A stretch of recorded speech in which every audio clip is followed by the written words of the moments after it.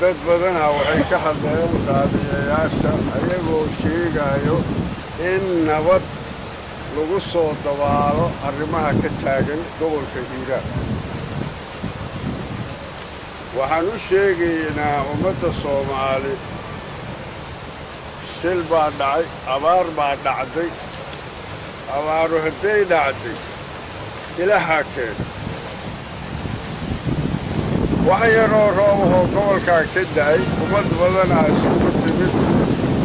maalintii dadku soo qaxeen ee socodka la soo bilaabay odayaal baan dirnay ku soo wareegay dhulka deegaanka noo ah si ay dadka wax ugu sheegaan ama ay ka dhaadhiciyaan qofba siduu u yaqaano in dadkaas imaanayo dhulka la nabadgeliyo.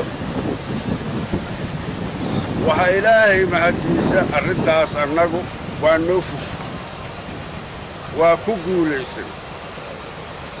su'aal baa ka soo baxday marka. war su'aashii ka soo baxday maxay noqotay? ninkaad gogol u dhigtay ood soo dhowaysay inuu yidhaahdo ciidankaygu difaacow ku jiray.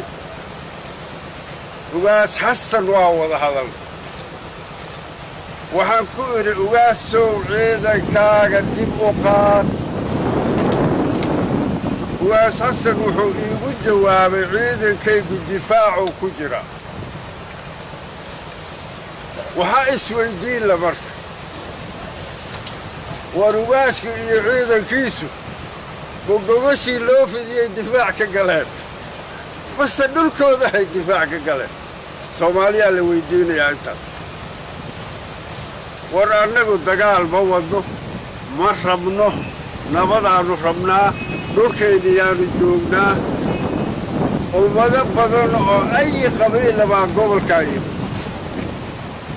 waxaan ka xumahay ugaasku inuu yidhaahdo ciidankayga difaacu ku jira ee gogashii aan shalay u fidiyey inuu yidhaahdo difaacan ka gal. war gogasha anaa la hesee difaac uga geli waa su'aal.